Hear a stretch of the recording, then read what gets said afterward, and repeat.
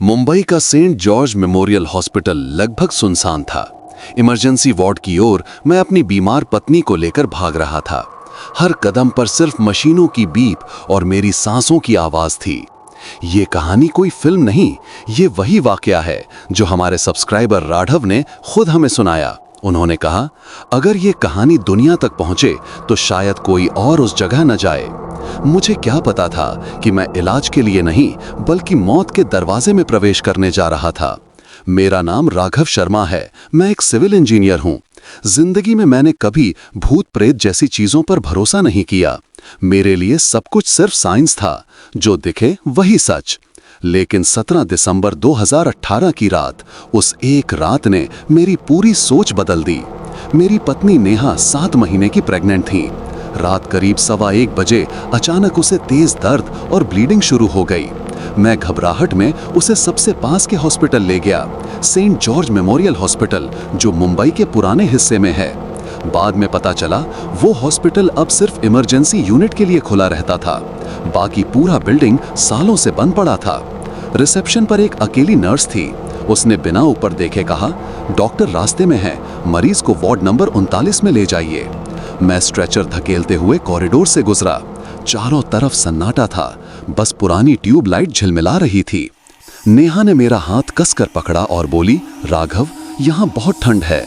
मैंने देखा एसी बंद था, फिर भी हवा बर्फ जैसी ठंडी लग रही थी।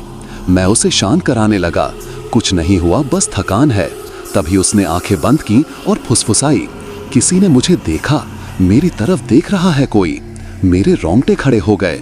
मैंने पलट कर देखा, पीछे कोई नहीं था। तभी पीछे से वही नर्स आई और बोली, सर जल्दी कीजिए, वार्ड नंबर 39 खुला है। मैं नेहा को लेकर अंदर गया। कमरा अंधेरा था, बस एक कोने में लाइट जल रही थी।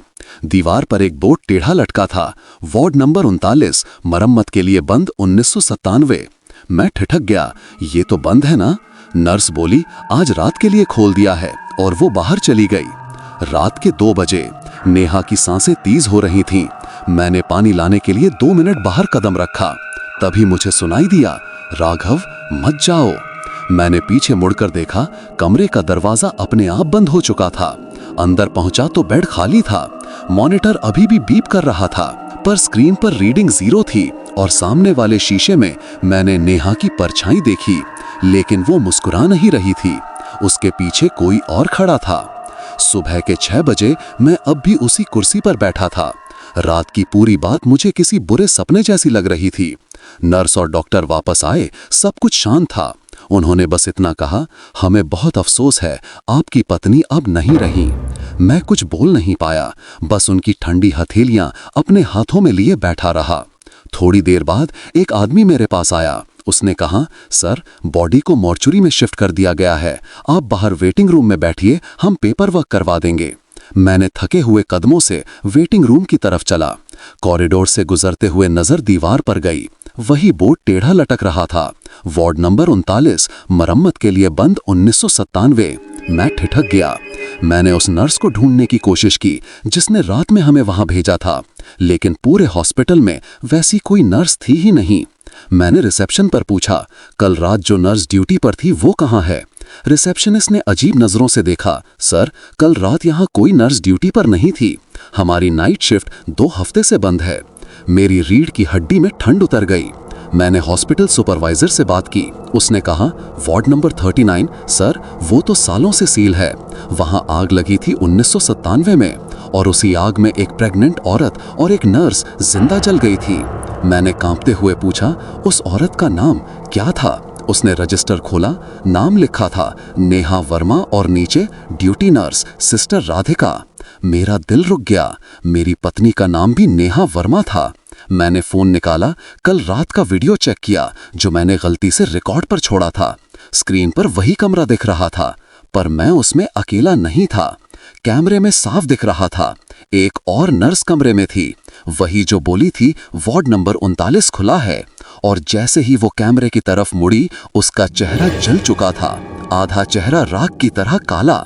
उसी पल वीडियो अपने आप बंद हो गया। उस शाम मैंने कसम खाई, मैं आखिरी बार उस हॉस्पिटल जाऊंगा, जवाब लेकर ही लौटूंगा। रात के करीब 12 बजे थे जब मैं फिर से वही गेट पार कर अंदर गया। अब की बार मेरे पास कैमरा नहीं था, बस एक टॉर्च और मेरी पत्नी की पुरानी चेन थी। जैसे ही मैंने वार्ड नंबर 39 का दरवाजा खोला, ठंडी हवा के झोंके से सारी लाइट्स झिलमिलाने लगी। कमरे के बीच में वही जला हुआ बेड था जिस पर राख के निशान अब भी ताजा लग रहे थे।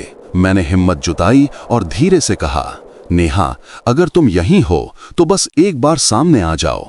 कुछ पल सन्नाटा रहा, फिर दीवार पर टंगा मॉनिटर अपने आप ऑन हो गया। स्क्रीन पर एक लाइन आई, मुक्ति एक्सपेरिमेंट, सब्जेक्ट 17 एक्टिव। और तभी पीछे से किसी ने मेरे कान में फुसफुसाया, उसे मत छेड़ो, वो अभी भी जिंदा है। मैं पलटा, वही नर्स राधिका खड़ी थी, वही जले हुए चेहरे वाली। मैंने कांपते हुए पूछा, तुम कौन हो? उसने कहा, मैं यहाँ की आखिरी नर्स थी। उस रात डॉक्टर लोग मुक्ति प्रयोग कर रहे थे, एक ऐसा इंजेक्शन जो मौत के बाद भी दिल धड़काए रखे। उसकी आवाज टूट रही थी। नेहा उसी प्रयोग की आखिरी मरीज थी। वो मर नहीं पाई, बस अधूरी रह गई। उसी वक्त मॉनिटर की बीप तेज होने लगी, बीप बीप बीप बीप। दीवार के उस पार से जैसे किसी ने जोर से दरवाजा पीटना शुरू किया। Third third third. मैं डर के मारे पीछे हटने लगा। तभी वार्ड की दीवार फटने लगी और अंदर से वही दिखी, मेरी पत्नी नेहा। उसके शरीर पर पट्टियां जली हुई थीं, पर उसकी आंखें खुली थीं, लाल जैसे आग में तपे हुए लोहे की तरह। उसने बस इतना कहा, राघव, क्यों लाल मुझे वापस? मैं सन्न रह गया। वो धीरे धीरे आगे बढ़ी और जैसे ही उसने मुझे छूने की कोशिश की, पूरा वार्ड जलने लगा। चारों ओर आग, धुआं और वही बीप। आखिरी चीज जो मुझे याद है वो थी उसकी आवाज, मुझे अब मुक्ति दे दो। जब मैं होश में आया, मैं हॉस्पिटल के बाहर था। वार्ड नंबर 39 अब पूरी तरह जल चुका था और उस पर लिखा था, डिमोलिश्ड, नो एंट्री, 2024। उस हादसे के बाद मुझे लगता था सब खत्म हो गया है, लेकिन असली डर तो तब शुरू हुआ जब मैं वापस अपने घर आया। तीसरे ही दिन मुझे एक कुरियर मिला, बिना किसी नाम के, बस एक पुराना सफेद डिब्बा। अंदर वही चेन थी, मेरी पत्नी की, पर अब उस पर खुदा था, सब्जेक्ट 17 राघव। मेरा दिल धड़कने लगा। मैंने सोचा शायद किसी ने मजाक किया है, पर उसी रात जब मैं सोने गया, कमरे की लाइट अपने आप बंद हो गई और दीवार पर किसी ने उंगली से लिखा, तुम अब एक मेरे में से हो। मैंने चिल्लाते हुए लाइट ऑन की, सब गायब था। अगले दिन मैं पुलिस के पास गया, पर जब मैंने रिपोर्ट लिखवाई और वापस घर आया तो टेबल पर वही पुलिस रिपोर्ट रखी थी, लेकिन उस पर साइन मेरा नहीं, राधिका नर्स का था। अब सब कुछ गड़बड़ लगने लगा था। मैं रात को अपने लैपटॉप पर मुक्ति एक्सपेरिमेंट सर्च करने लगा। एक पुरानी आर्काइव साइट पर मुझे फाइल मिली, प्रोजेक्ट मुक्ति, मुंबई जनरल हॉस्पिटल, 1997। उसमें लिखा था, the experiment was designed to reanimate cardiac dead subjects for 180 seconds post death to communicate with consciousness beyond life. और नीचे लीड इंजीनियर राघव वर्मा। मैं स्क्रीन पर जम गया, लीड इंजीनियर राघव वर्मा। मेरा नाम, वही चेहरा, वही फोटो, लेकिन तारीख 1997, यानी उस हादसे के समय भी मैं वहीं था। सब कुछ धुंधला पड़ने लगा। अचानक लैपटॉप की स्क्रीन झिलमिलाई और कैमरे में मेरा चेहरा दिखा, पर पीछे वही वार्ड 39 जल रहा था। एक फुसफुसाहट आई, तुमने हमें बनाया था राघव, अब हमारी बारी है। और तभी मेरे सीने पर तेज जलन हुई। मैंने शर्ट उठाई और देखा, मेरी त्वचा पर खुद से एक नंबर उभर आया था, #18। उसी पल मुझे एहसास हुआ, मैं मर नहीं सकता। मैं वही बन चुका था जो मैंने कभी बनाया था। मुक्ति प्रयोग का अगला हिस्सा, सब्जेक्ट 18, जीवित पर मृत। और शायद यही कारण है कि मैं ये कहानी आज भी खुद सुना रहा हूँ, क्योंकि मैं अब भी जिंदा हूँ, या शायद नहीं। ये मेरी आखिरी रिकॉर्डिंग है। अगर कोई इसे सुन रहा है तो शायद मैं अब इस दुनिया में नहीं हूँ। 3 दिन हो गए, मुझे नींद नहीं आई। हर रात वार्ड नंबर 39 मेरे सपनों में खुल जाता है। कल रात मैंने अपनी पत्नी को देखा, वो दरवाजे के उस पार खड़ी थी। बोली, राघव, अब प्रयोग पूरा करना है। मैं जाग गया, लेकिन मेरे कमरे की दीवार पर वही लिखा था जो 1997 की फाइल में था, रीएक्टिवेशन फेज 2। तभी दरवाजे पर दस्तक हुई। ठक ठक ठक। बाहर कोई नहीं था, पर फर्श पर वही पुराना बैज पड़ा था, मुक्ति वार्ड ऑथराइज्ड एक्सेस ओनली। मेरे भीतर कुछ टूटा। मैंने कार ली और उसी रात हॉस्पिटल लौट आया। अब हॉस्पिटल बंद नहीं था, अंदर लाइट्स चल रही थीं, मशीनों की आवाज गूंज रही थी और लॉबी में कई लोग दिख रहे थे, लेकिन सबके चेहरे धुंधले, जैसे धुएं से बने हों। मैंने देखा बीच में एक नया बोर्ड लगा था, मुक्ति experiment restarted phase 2 human host integration. एक चेहरा मेरी तरफ मुड़ा, वही डॉक्टर मेहरा जो 1997 में मरे थे। उन्होंने मुस्कुराकर कहा, वेलकम बैक इंजीनियर, हमें तुम्हारा इंतजार था। मुझे लगा मैं भाग जाऊं, लेकिन मेरे पैर जमे हुए थे। किसी ने पीछे से इंजेक्शन लगाया, सब कुछ काला हो गया। जब आंख खुली, मैं एक स्ट्रेचर पर था, ऊपर मॉनिटर चल रहा था, सब्जेक्ट 18 एक्टिव। कमरे के बाहर खड़ी थी नेहा। उसने कहा, अब हम हमेशा साथ रहेंगे। रिकॉर्डिंग यहीं खत्म हो जाती है।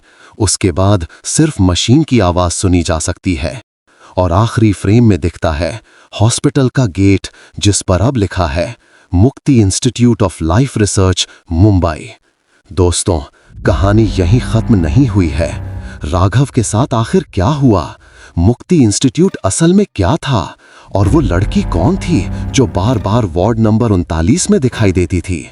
अगर आप ये सब जानना चाहते हैं तो चैनल को सब्सक्राइब करें और बेल आइकन दबाएं, ताकि अगली कहानी सबसे पहले आप तक पहुंचे। और हाँ, अगर आपके पास भी कोई ऐसी सच्ची, डरावनी या अनकही कहानी है जिसे आप चाहते हैं कि दुनिया सुने, तो हमें कमेंट में जरूर बताइए। तब तक सोचिए राघव के बारे में। हम मिलेंगे फिर एक नई, अनकही, डरावनी, सच्ची कहानी के साथ।